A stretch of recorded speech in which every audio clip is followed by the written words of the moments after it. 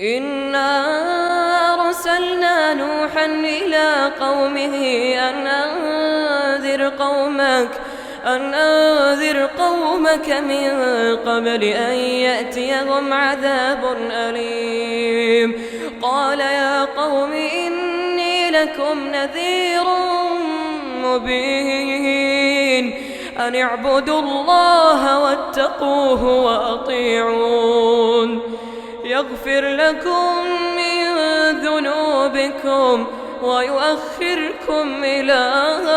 أجل مسمى إن أجل الله إذا جاء لا يؤخر لو كنتم تعلمون. قال رب إني دعوت قومي ليلا ونهارا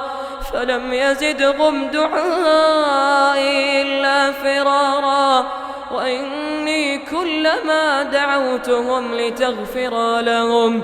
جعلوا أصابعهم في آذانهم واستغشوا ثيابهم وأصروا واستكبروا استكبارا ثم إني دعوتهم جهارا ثم إني أعلنت لهم وأسررت لهم إسرارا فقلت استغفروا ربكم إنه كان غفارا يرسل السماء عليكم مدرارا ويمددكم بأموال وبنين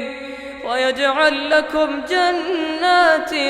ويجعل لكم أنهارا ما لكم لا ترجون لله وقارا وقد خلقكم أطوارا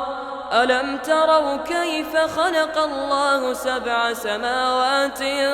طباقا وجعل القمر فيهن نورا وجعل الشمس سراجا والله أنبتكم من الأرض نباتا ثم يعيدكم فيها ويخرجكم إخراجا والله جعل لكم الأرض بساطا لتسلكوا منها سبلا فجاجا قال نوح رب إنهم عصوني واتبعوا من لم يزده ماله وولده إلا خسارا ومكروا مكرا كبارا وقالوا لا تذرن آلهتكم ولا تذرن ودا ولا سواعا ولا يغوث ويعوق ونسرا وقد أضلوا كثيرا ولا تزد الظالمين إلا ضلالا مما خطيئاتهم أغرقوا فأدخلوا نارا فلم يجدوا لهم من دون الله أنصارا وقال نوح رب لا تذر على الأرض من الكافرين ديارا إنك إن تذرهم يضلوا عبادك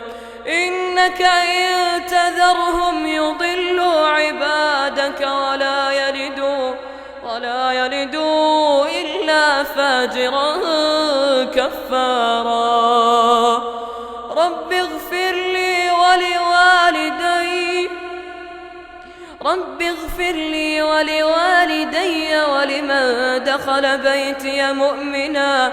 وللمؤمنين والمؤمنات ولا تزد الظالمين إلا تبارا.